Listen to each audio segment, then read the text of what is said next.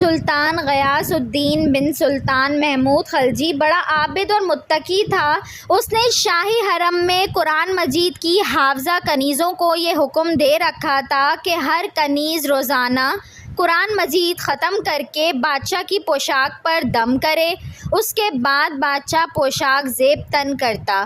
سلطان شب بیداری اور نماز تہجد کا بھی ناغہ نہ ہونے دیتا۔ اس نے اہل حرم کو تاکیدی حکم دے رکھا تھا کہ اسے تہجد کے لیے ہر قیمت جگا دیا جائے، اگر وہ بیدار نہ ہو تو اس کے منہ پر پانی کے چھینٹے مارے جائیں، اسے زور سے جھنجھوڑا جائے، اگر اس پر بھی وہ نہ اٹھے تو اس کا بازو پکڑ کر اٹھا دیا کریں۔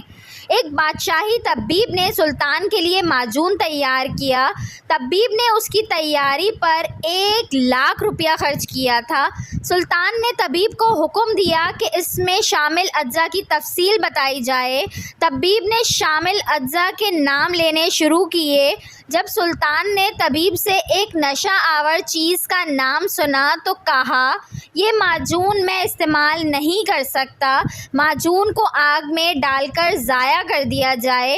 ایک مقرب نے عرض کیا کہ جائے پناہ، اس معجون پر بے حد خرچہ ہوا ہے، اس لیے یہ بہتر ہوگا کہ حضور معجون کسی اور شخص کو عنایت فرما دیں۔ سلطان نے جواب دیا، جو چیز میں اپنے لیے ناجائز سمجھتا ہوں کسی دوسرے کے لیے کیوں کر جائز سمجھ سکتا ہوں۔ ویڈیو اچھی لگی ہو تو اس کو لائک کریں، شیئر کریں اور میرے چینل کو سبسکرائب کریں اور ساتھ ہی بیل آئیکن کو بھی پریس کر دیجئے تاکہ میری نئے آنے والی ویڈیو آپ کو مل سکے۔